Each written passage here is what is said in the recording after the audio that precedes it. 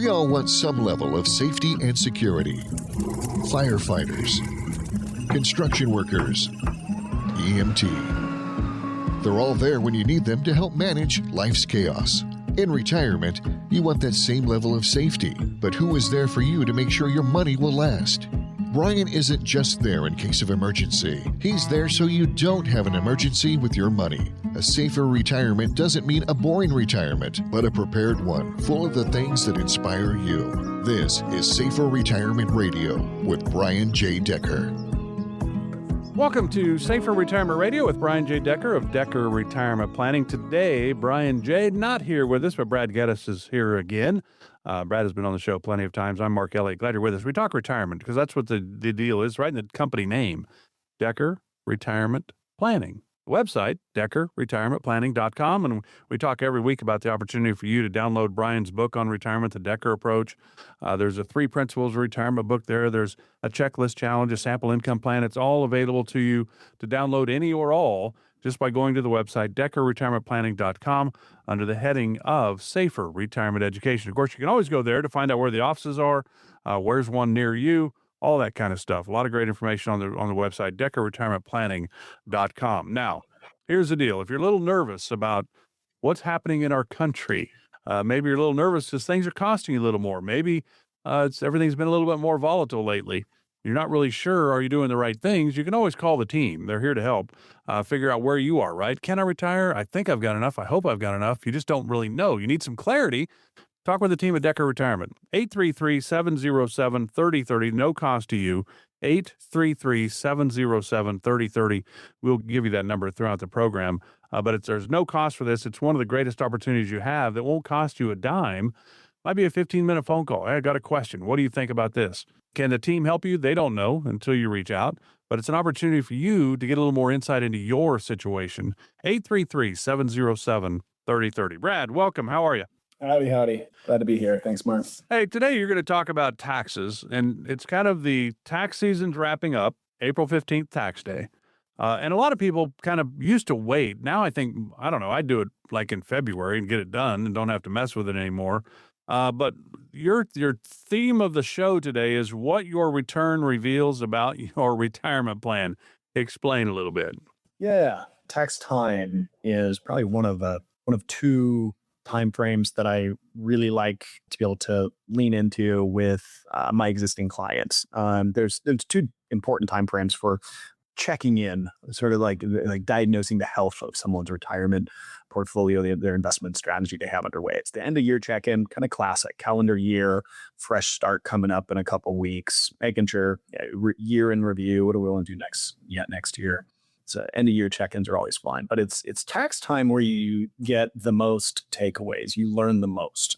I think that people typically are going to look at their tax return and they're going to think about it in arrears. They're looking backwards.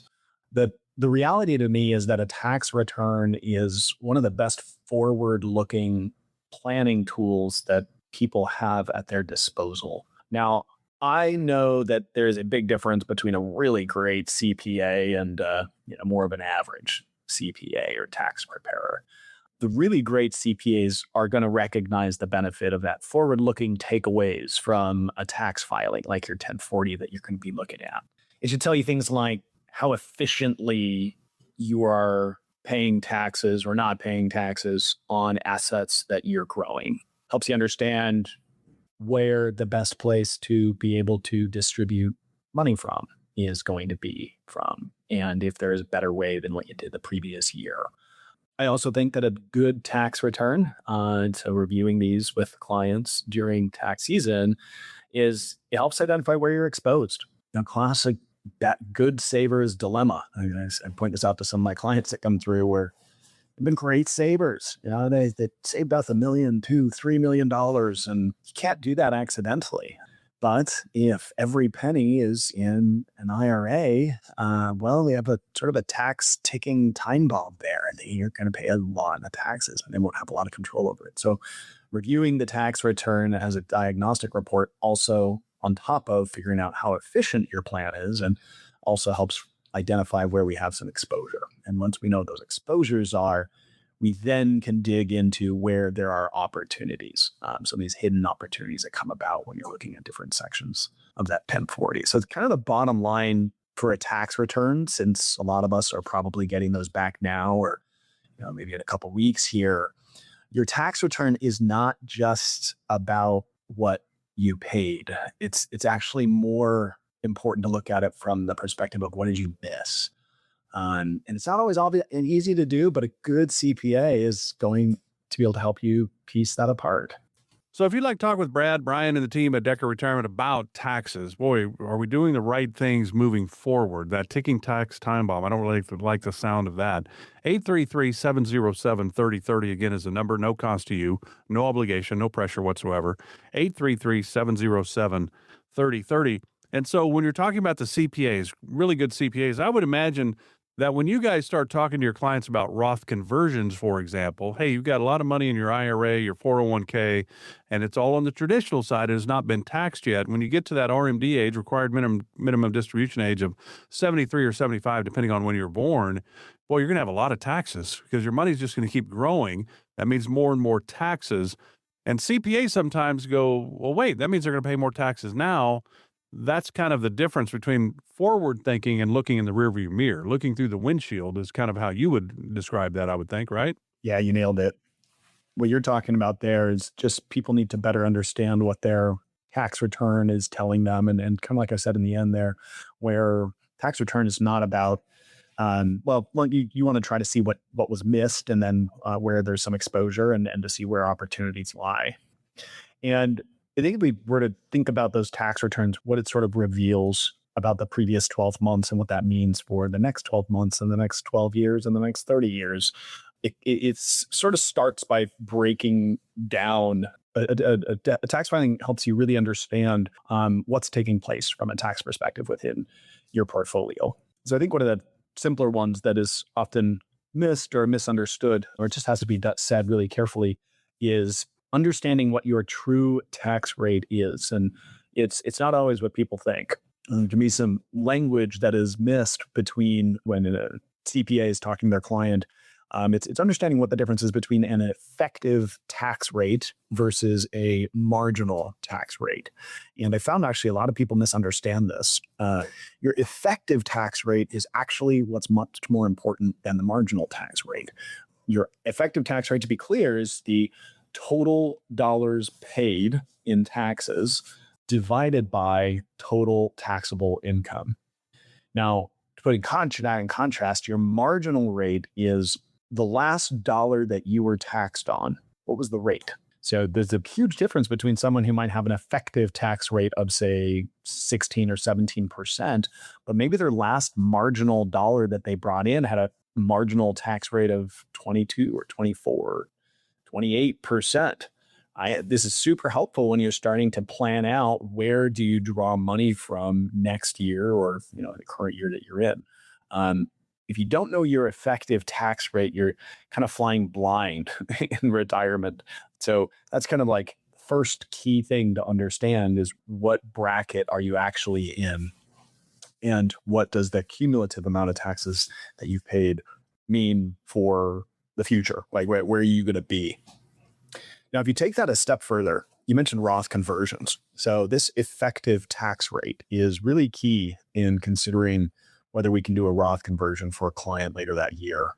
Because that effective tax rate sort of tells you, is this going to be a normal year?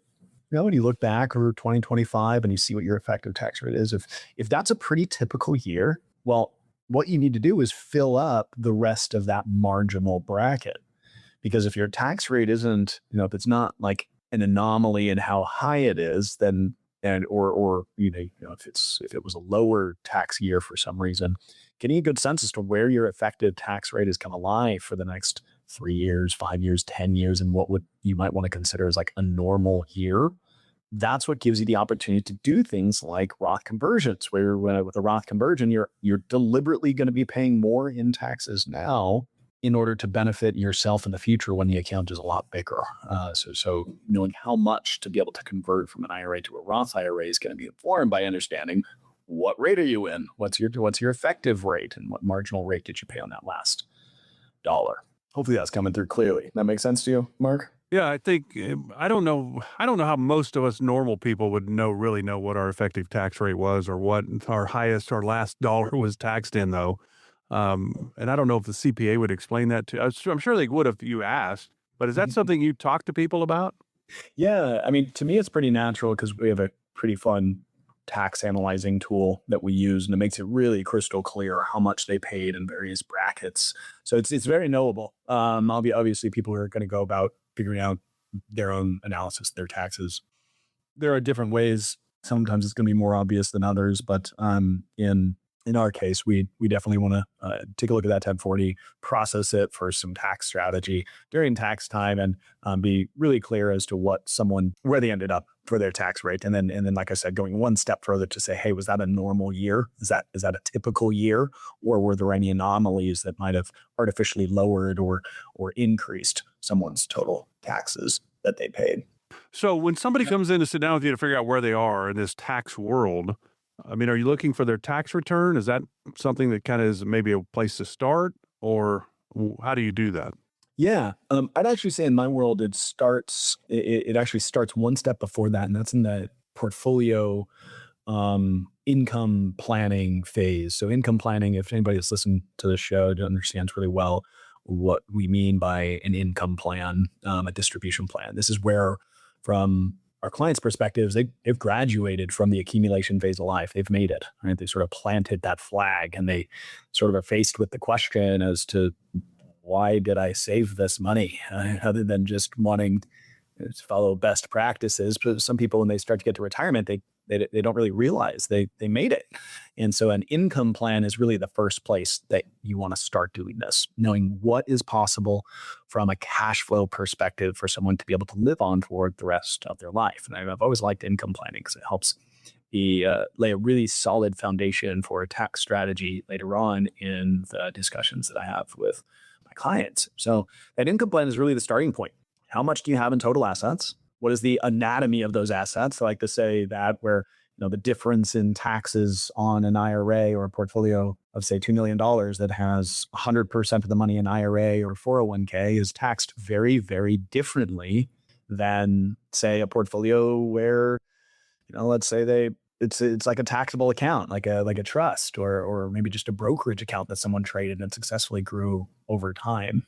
So once you know how the portfolio is going to be laid out, sort of structured to achieve a certain goal, like a certain level of income, you then can take another step in that direction to start to see what would be the tax implications of this form of this portfolio strategy that you're starting to come up with. Now, once you have that, then you can start to get really confident that you're going about things in the right way, or the wrong way in some cases. Some of the things I'm looking for is understanding what are the various balances of different accounts. Know what the IRA is, 401k, Roth, taxable individual brokerage accounts.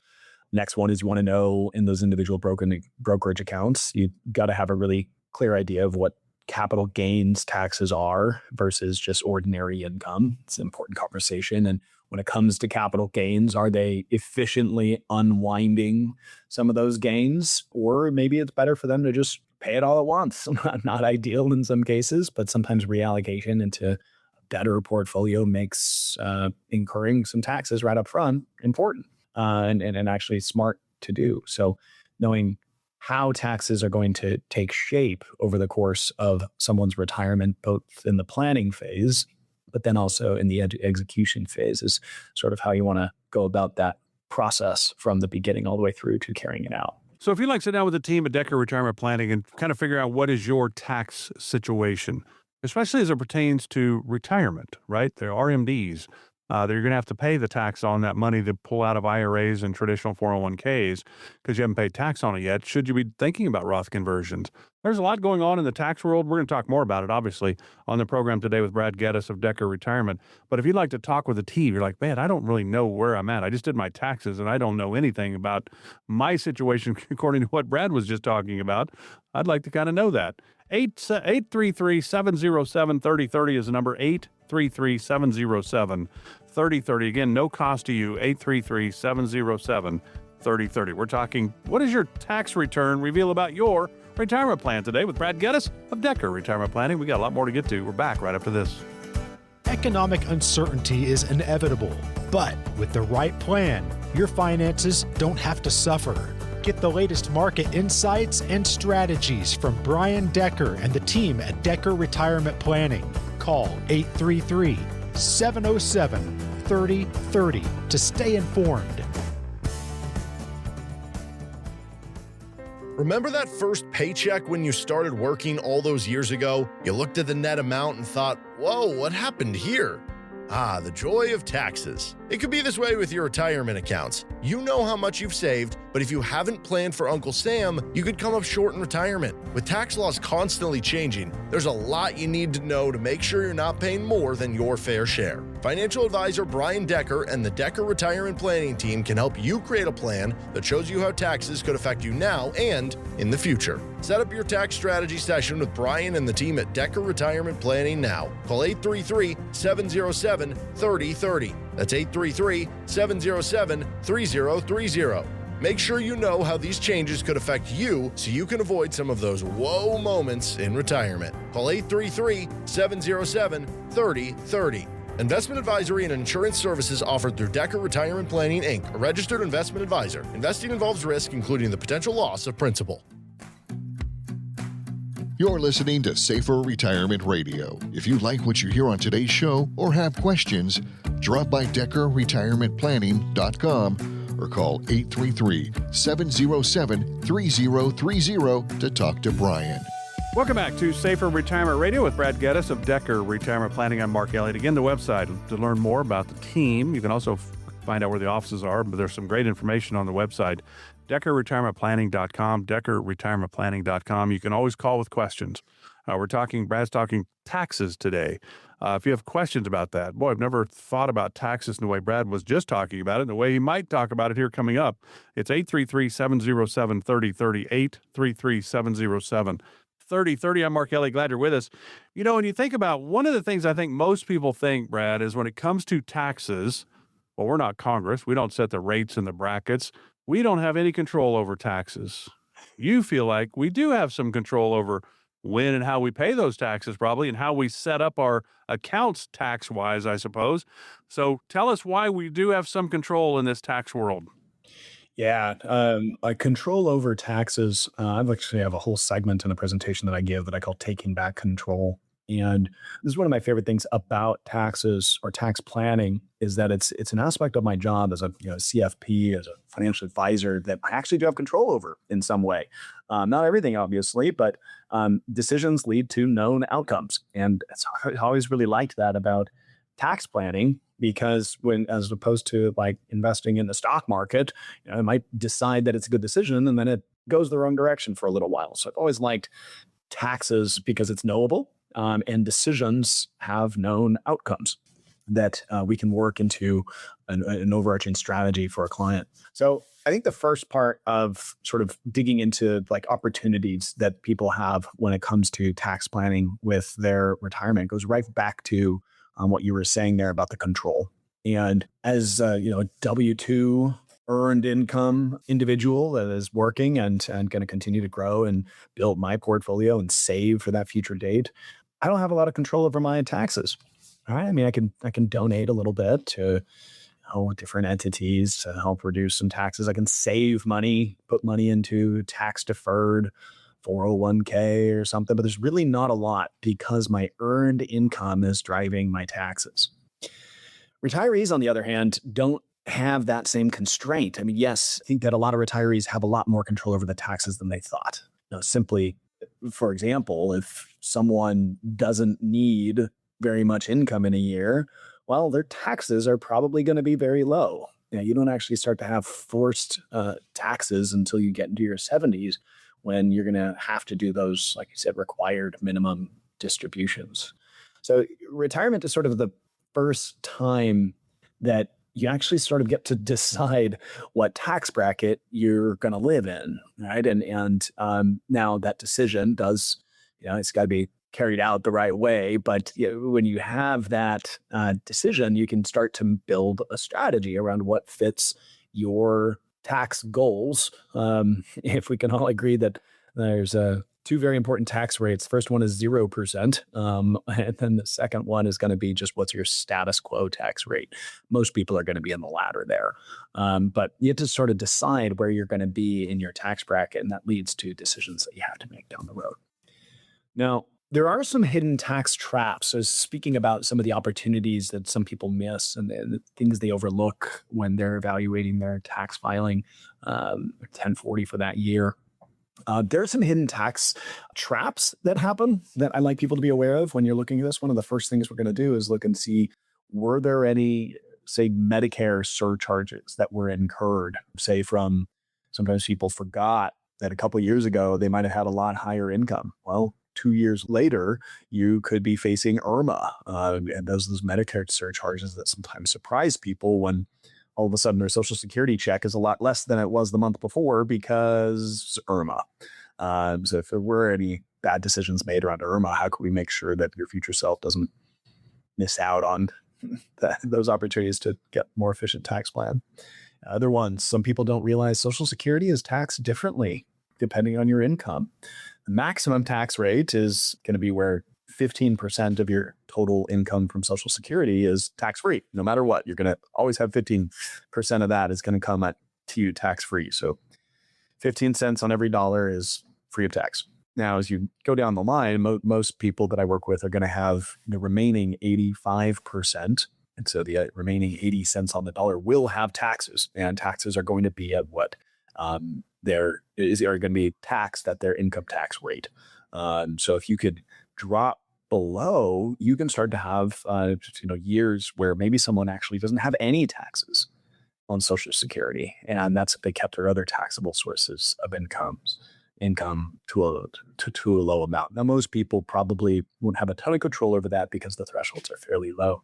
Now, RMDs sort of become the last ticking time bomb, I guess, because sort of a couple things about RMDs that I like people to think about is most advisors are going to be telling you, if you can, even CPAs will tell you if you can, that you need to just defer and defer and defer taxes, pay taxes later. Why in the world would you pay taxes now when you could let it all grow and compound? Well, the problem with that is that there's no actual tax benefit that's coming from the tax deferred growth. It's just easier on us. And instead, wiping out that tax bracket, cutting out that silent partner in your IRA, that 30% owner that doesn't actually contribute to the portfolio, cut them out early. I pay the taxes early on things like 401ks and IRAs so that it can grow completely tax-free, but also distribute income tax-free.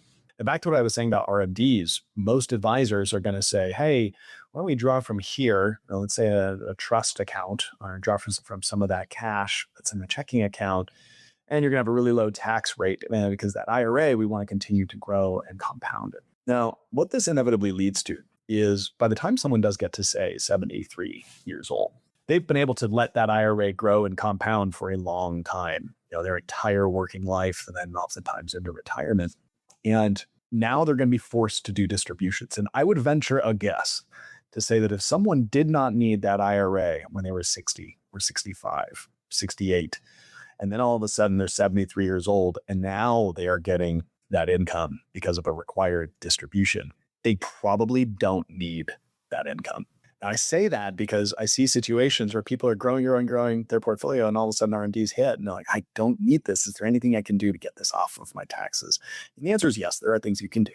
But the bottom line is it would have been better to just nip that in the bud before and not just defer and defer and defer. So one of the big tax myths I'd like to kind of get rid of here, and interested to hear your thoughts, but this constant deferral and deferral and deferral of IRAs is just something that doesn't make a lot of sense to me. And certainly, Irma, you mentioned for the Medicare tax, if you will, income-related monthly adjusted amount, you make over a certain amount, you're going to end up paying more than the 202, I think it is now for the average premium Part B, and it can be as high as what, 600 or so a month? That's not unusual, I guess, for the higher wage earners. Social Security one is crazy because I'm starting Social Security this year, Brad, and it is crazy for me, a single person. And now the 50% tax on Social Security started in 1983. The 85% tax started in 1993. They have never changed the dollar amounts from when those started. So back in 1983, you could be taxed up, a single person up to 50% taxable, your Social Security, at $25,000 monthly adjusted gross income. The 85% hits at $34,000 for single. For married, 50% at $32,000, 85% is at $44,000. Those dollar amounts have never changed since 1983 and 1993. And I've already paid tax on that money. I'm thinking, I don't know how in the world they can get away with taxing me again, but they can do what they want, I suppose. But I'm not happy, Brad. Not happy about it. I'm with you. I'm with you. It always is a sad conversation when someone's coming through my office and they're just starting to think about some of these aspects of their financial life that they never really had to consider. And that inevitably that Social Security comment that you just made comes up, and someone, they'll ask the question different ways, but it's oftentimes, hey, so Social Security is tax-free, right? And I have to break the news to them that nope, I'm sorry, that is also going to be taxed. And a lot of states have tax-free, the state-wise, but federally, then that's where Trump put in the $6,000 standard deduction for those over the age of 65 to help in that way, because he could not get through the no tax on Social Security, which they were trying. Yeah. So Social Security taxation is definitely something to pay attention to, especially at those thresholds, and taking advantage of those is a pretty important part of any good, solid tax plan. Brad, here's one for you that I didn't know, and we only got a minute left, so I'll give you this quick story. So I'm going to start Social Security, and I thought, you know what? My full retirement age is, I was born in 1959, so it's 66 and 10 months, which is November of this year. And I thought, you know what? I could start it in May. I'm going to play a lot of golf tournaments. I might as well have a little extra cash for travel and do all that. And so I put it in that way. And then the Social Security person calls and we talk, and she goes, okay, well, so if you started in May, since you're starting it before your full retirement age, I'm like, I know, I got to give back $1 for every 3, that kind of a thing. And if I did it before that, it would have been give back $1 for every 2 that I was going to get. So I thought, okay, well, if I got $3,000 a month, they're going to give me 2. No. She goes, here's what happens. May, you don't get it. June, you don't get it. July, you don't get it. We'll start it in August, but your first check is September. I'm like, well, that's when it starts anyway. So if you really want it in May, we got to start it in January. So January, February, March, we'll hold those checks. You'd start it in April, but it doesn't really start then because it always starts the next month. And I'm like, oh, that is crazy. So if you're like me and you're confused by all of this, you want to talk with Brad and the team at Decker Retirement, call them, because it's Brad understands this, where maybe you and I aren't so sure on how this all works. 833-707-3030 is the number. Again, no cost to you. 833-707-3030. It could be one of the more important phone calls you make. We are talking about the next 20, 30 plus years of your life. 833-707-3030. We're back with more with Brad Geddes right here on Safer Retirement Radio. Your story is unique, and so is the legacy you leave behind. Connect with Brian Decker at 833-707-3030 to start writing the chapters of your legacy and ensure it reflects your values and dreams.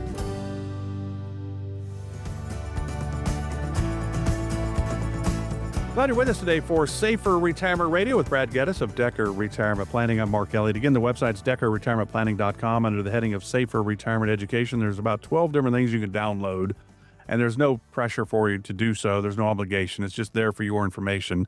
For example, you can download Brian's book on retirement, the Decker Approach book. It's right there on the website. Just download any or all that you would like. Again, that's deckerretirementplanning.com under the heading of Safer Retirement Education. I'm Mark Elliott. Glad you're with us. Again, if you have questions, we're talking taxes today.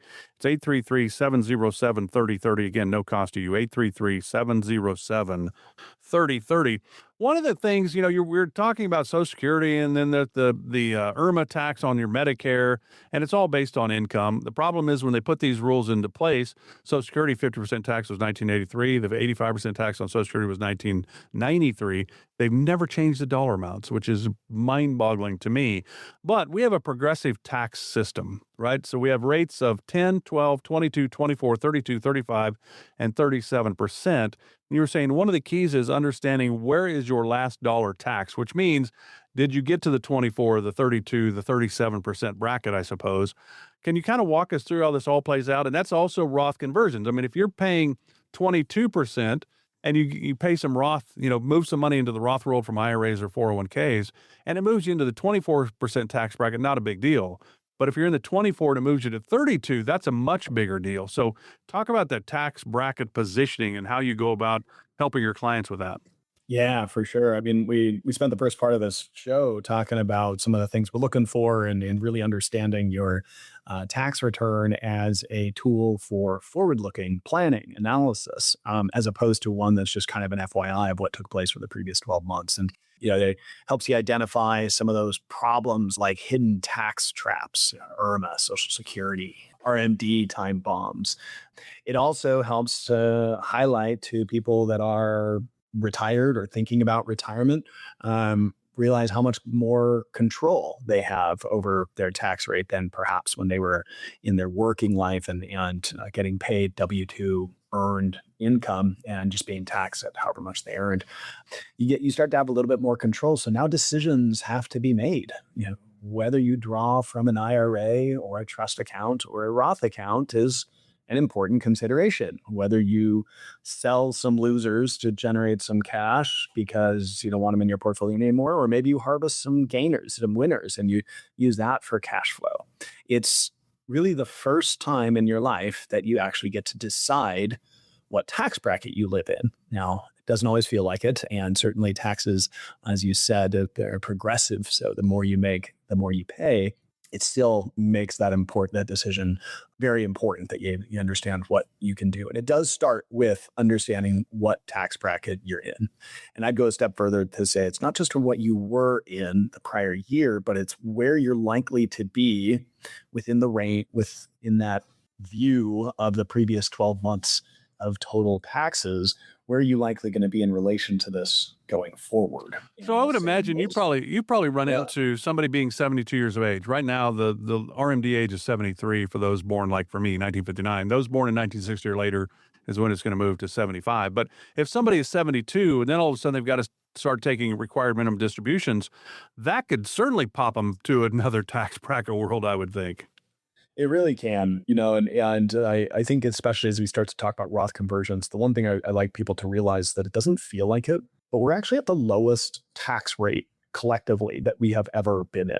So for 40 straight years, tax rates have actually been dropping and dropping. And even just last summer with the tax legislation getting pushed through, that actually locked us in at an even lower rate of tax. And it's a very strange thing to tell people. Now, I live in California, so nobody uses the word California and low tax in the same sentence. But it's weird to think about that, but it does start to put a little bit of extra emphasis when you think about where your tax rate is going to be down the road in the future. You start to look at your strategy for taxes a little bit differently. I think to me, a really good frame of mind to be in is to assume higher tax rates down the road. Now, I can say this without actually predicting what tax policy is going to be. Sure, yes, if tax rates go up because we need to pay off $39 trillion of debt at some point, then yes, taxes could easily go up, and tax legislation could simply have our tax rates be Did you forget the one big beautiful bill? The tax rates and brackets are permanent, it said. Permanent. That's right. Yeah, permanent, isn't it? Permanent, totally. Permanent until the next Congress changes them, I guess. Exactly. Right. So, yeah, I mean, that did get a monkey off our back as financial advisors. We were in this limbo space for 6 years. So, like, is it going to go higher? Is it not going to go higher? You're just kind of speculating. And I hate that. Speculating with tax policy drives me nuts. So I try to be a little bit more concrete. So yes, it is nice to know that those have been, quote, locked in. But the fact is they're not. And if they do go higher, paying taxes now would have been better. But even beyond that, sometimes people don't realize that, yeah, your tax rate can go up in retirement. Two concrete examples. One of them you said, which was RMDs, right? Required minimum distributions are going to come in, and that extra 30, 50, 70, $1,000 a year can easily put someone into the next, remember the word marginal tax bracket, going from 22, as you said, to 24. That's not that big of a deal, but going from 24 to 32, that's extremely inefficient. Trying to get in front of that is really key. Now, the other one I bring up to people when we're thinking about tax strategy is for married couples, there's very likely going to be a point in the future where you go from married filing jointly to a single filer. It's not a fun thing to think about because not only is it probably the saddest day of your life, but in that same time, the next tax filing, you're going to be pretty amazed to see what your tax rate will be as a single filer with almost exactly the same level of income. And so because of this tendency for our tax rates to probably go higher over time, we want to start to take advantage of that. Now, the first one that I'll bring up is the one that we've said a bunch so far, Roth conversions. Now, Roth conversions are totally in vogue here. I actually get, just a little annoyed bringing up Roth conversions now, because when we would talk about this better part of 7, 8, 9 years ago, a lot of people had never even heard of a Roth conversion. But now everyone's heard of it. I'm still very dismayed to see how few people are using it. So with Roth conversions, you take advantage of the fact that you're in a certain tax bracket today. And if that tax bracket seems fairly normal to you, or even better, if it is lower than what you expect it to be in the future, you do something called bracket filling. And this is where you purposely look at your current tax bracket and calculate. Again, people can do it on their own, but it's pretty natural for me to do for my clients. And you take a look at what your tax bracket or tax rate is, and you fill it up. So if you're, in the 24% bracket, let's say you had $20,000 to get to the top of the 24% bracket. We don't want to go over that, but we easily could recommend converting $20,000 of an IRA to a Roth IRA and just paying the same amount of taxes that you would have, say, next year or 2 years down the road or 10 years down the road, but pay it now. And I like this because, like I said before, you're cutting out that silent partnership that you have, that $1 million IRA that people have. You actually only own probably $800,000 of it, right? That's 20% of it, 30% of it is probably going to go to taxes. That's probably one of the biggest mistakes that we see, is people waiting too long to convert money from IRAs to Roth IRAs and sort of letting the government tell them when they need to start distributions with RMDs.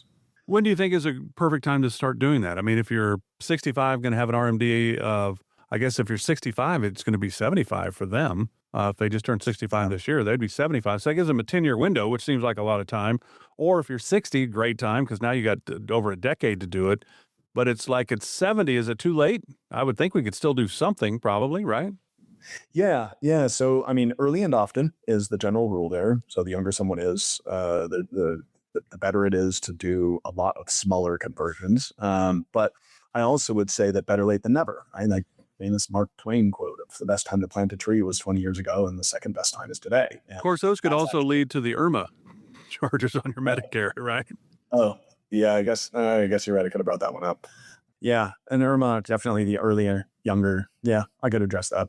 So when you're talking about doing Roth conversions sooner rather than later, I definitely don't think it's wrong to do conversions of IRAs to Roth IRAs simply because people are getting into their 70s. However, it does help.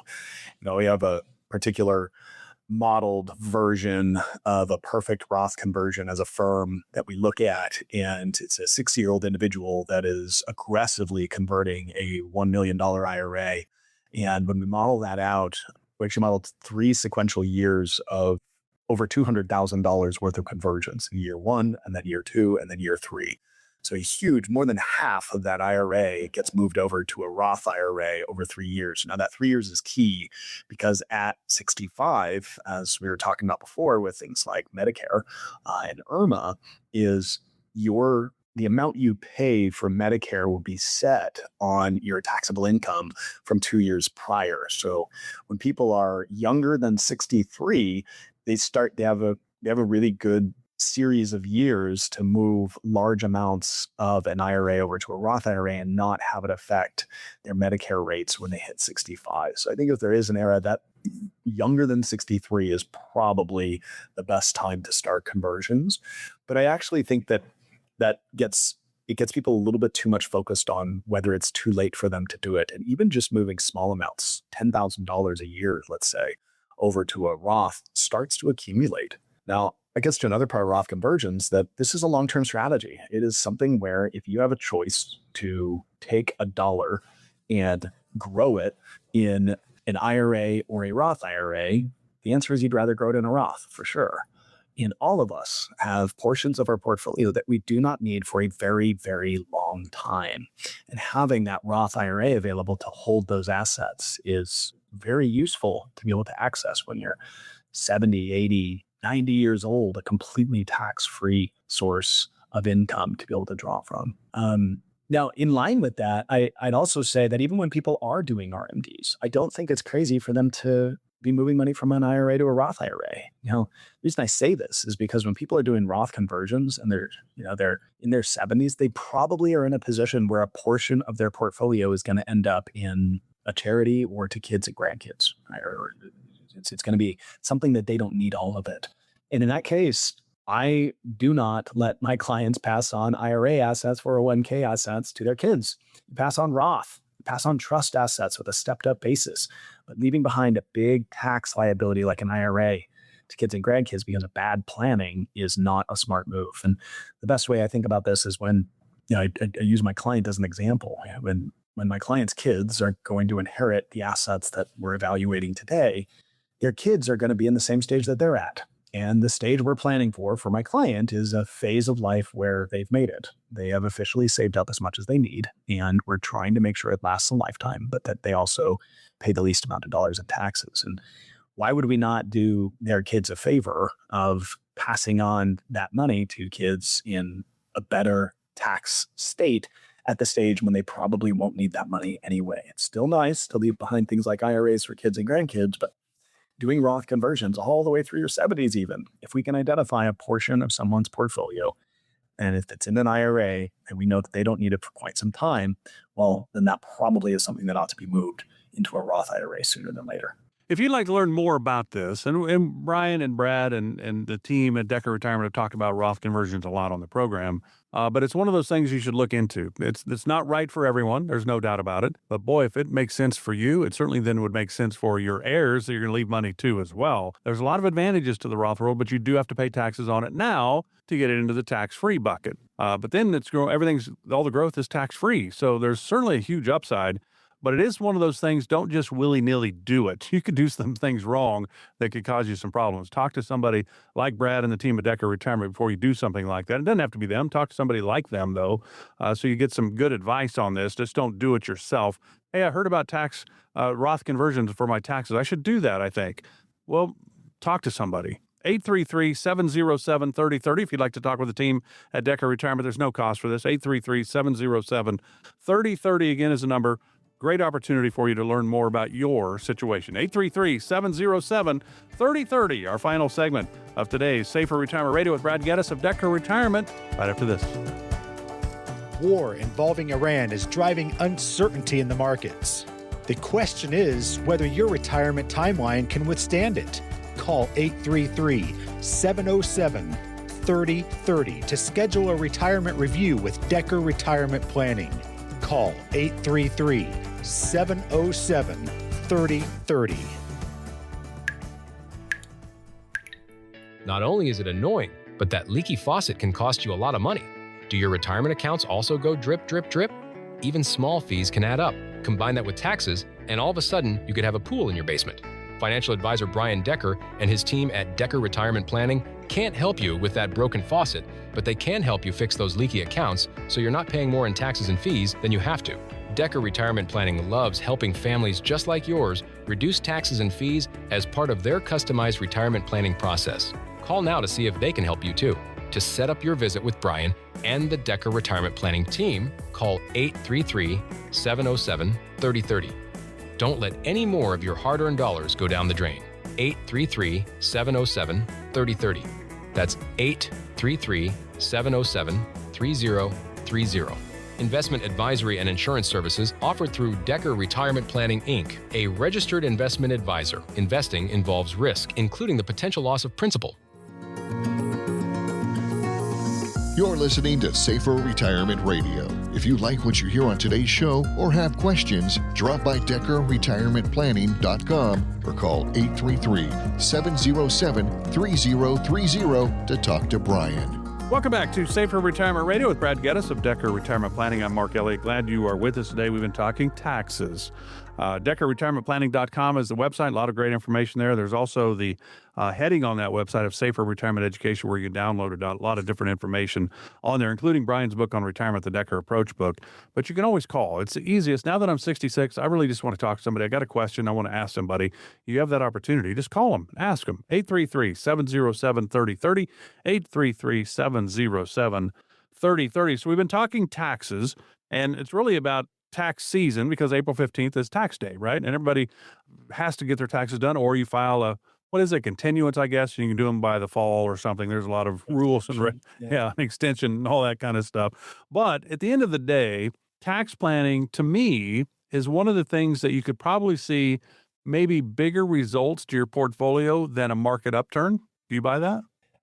Maybe in some situations. Yeah. I think that what the information people glean from their tax returns, it's not really worth much if they don't actually have a strategy looking forward. And I like to draw like a really clear distinction between tax planning and tax preparation, because more often than not, when I tell people that we need a tax strategy or a tax plan, they almost immediately follow up with, "Oh, do you file taxes?" And I do tell them no, because we're not their CPA or tax filer. But at the same time, that's what a lot of people think taxes are about, is filing the taxes and, of course, trying to get as many deductions to lower that taxable income as they possibly can. So to me, tax preparation is looking in arrears. It's looking backwards. CPAs, tax preparers, those folks are going to look backwards over last year. They will try to extract some learnings, but they basically are trying to not miss out on any, let's say, like tax credits or deductions that you can have for various things, and they try to lower that year's tax bracket. And it reports the numbers, right? It tells you what happened. However, there's a big disconnect from that point going forward. Tax planning is where you start to insert that strategy. In this case, people are working with their advisor and oftentimes their CPA to coordinate the tax strategies that we need to implement. Sometimes there's some complex trust structures that we need to do, or an ongoing conversion of IRA assets to Roth IRA assets. And this strategy needs to be designed. And what I like people to think about is, given that, again, we're and have probably just recently filed taxes, if you only talk to your CPA in March and maybe some follow-ups in April, you don't have a tax strategist right there with your CPA. You have a tax historian. Those tax historians, while they're interesting and super bright and know the tax law really well, it's not actually moving you forward into a long-term retirement plan for how to best lower taxes over time or be really efficient with your tax strategy. I think that sometimes people, when I say that, they're like, "Well, that sounds wonderful. What should I do?" And I'll give I got to take a couple minutes just explaining some of the things that I recommend that people do if they're not working with us. And then, of course, if they are working with an advisor here, then this is the things that we want to talk about at annual reviews and year-end reviews, and then, of course, tax planning as well. I think the first big one is for people, especially when they're retired. Remember, the big distinction here with retirement is you get to have a lot more control over your tax rate. And the mid-year tax projection is key. Where are we trending? You get 6, 7, 8 months in, a number of months have gone by, and we know what your tax rate is trending towards. And we can also look forward towards the end of the year and say, and here's probably where we're going to end up. And you can use historical numbers there. You can use your current rates and just forecast them forward for income. But it makes it so that you can actually make some pre-year-end adjustments and actually coordinate your distributions. This is exactly what I mean by a Roth conversion. When you're able to say, look, hey, I'm coming in a little light this year because I canceled that trip for some reason, and I've been drawing a little bit more on some surplus cash I had and a savings account. Well, they might be trending in that projection towards maybe their lowest tax year ever. And in that case, you'd never let a good low income year go to waste. And you can start to control those distributions, maybe to maintain that low tax rate and allow for perhaps a larger Roth conversion in October and November coming up. Now, when you do this, what's happening is you're not scrambling anymore. You're not doing this April scramble to say, holy cow, wait, I got taxed on what? And this got incurred. What is all this from? You don't have that scramble that happens and no missed windows, right? That's always a killer to me. If one of my clients, we connect with them and they were like, hey, I just realized I had a very low income tax year. What should we should we move money from an IRA to a Roth? And the year's already passed. You can't do that after December 31st of that tax year. So making sure you're not missing those windows. Now, this is sort of where I think we position ourselves really well. we think of ourselves as sort of being the quarterback of our clients' financial lives. And we have a lot of key players that are on our team. So things like that CPA that's so good at the tax filing and understanding tax credits and tax deductions is so important for us. And it's our job to sort of coordinate with them. We can't replace that CPA for sure, but using that type of a CPA the right way is what we're looking to do. And in the end, I like to always tell my clients that they're the CEO. And my client is going to be the CEO of their financial life forever, and that's whether I'm involved or not. We're just the CFO, right? And the CFO, while we might be pretty knowledgeable and we know how to coordinate things, we know how to get them to a lower and lower tax bracket. It's ultimately the CEO's job to make sure that it is what they're looking for. So again, if you'd like to talk with Brad and the team at Decker Retirement about this, and there's a lot going on in this tax world, 833-707-3030, 833-707-3030. Again, no cost to you. I think it's one of the more important phone calls you'll make, 833-707-3030. I guess to wrap this up in the final 4.5 minutes or so, how do we set up better tax strategies moving forward, I guess, is the big question.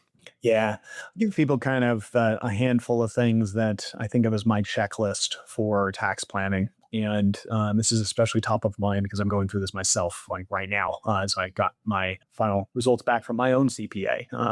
So my post-tax season kind of checklist that people should be thinking about right now as they're reviewing last year's taxes. I think the first one, as I said early on, is make sure you understand what your effective tax rate is. If someone were to ask you, how much do you pay in taxes or what tax rate are you in, right? As inappropriate of a question as that can be, you should be able to answer it quickly. If you can't, you're not working with the right people. You need to know what your tax rate is because understanding where you sit now and where that is in relation to what's going to happen in the future and where that has been in the past is probably the single most important part of any good tax strategy. Second one I want people to think about is once you know your tax rate, once you know what your effective tax rate is as a taxpayer, you then need to know what is the anatomy of that tax rate, where are the taxes coming from. Some of it's going to be passive, like dividends and interest, that investment income, and others are more active, capital gains, and even maybe some tax loss harvesting that you benefited from. Sometimes it's IRA distributions for regular recurring income. Perhaps maybe you didn't get taxed because you did a Roth distribution. Know what your income sources were, and that will give you the information you need to better understand how that effective tax rate was derived. Next one is to run a forward-looking tax projection. So this is where you're taking that information of what happened over the last year and what's going to happen over this next year relative to what you think might take place. It's going to give you a good idea where your tax rate is going to end up. Now, once you have those 4 things underway, your current tax rate understood, the income sources, and you have a good idea where taxes are going to come in from various sources in the future, you then can start to consider tax planning opportunities. And this is where you evaluate a Roth conversion for that particular year. Probably wait until October, November for that. And then I think lastly, understanding what an efficient distribution plan is going to look like, not just your investments, but actually building that distribution plan so you know where money is going to come from at different stages. Once you have all those other items lined up with your tax planning, you then know how to proceed for the rest of the year on where money should come from. So again, there's a lot going on here, and Brad and Brian and the team at Decker Retirement are here to help walk you through your situation. Because really, Brad, at the end of the day, that's what it's all about. Everybody's situation is unique. Should they do Roth conversions? Maybe, maybe not. What about IRBA, the Medicare, where you could end up paying a lot more than the normal premium Part B, D, all that kind of stuff? What about Social Security tax, all that stuff? Everybody's situation is unique. At the end of the day, that's what it's about for you guys, isn't it? Whomever you're sitting down with, how can you help them in their situation, right? Exactly. I mean, if your tax return didn't lead to a conversation about the taxes you're going to pay in the future, you're doing it wrong.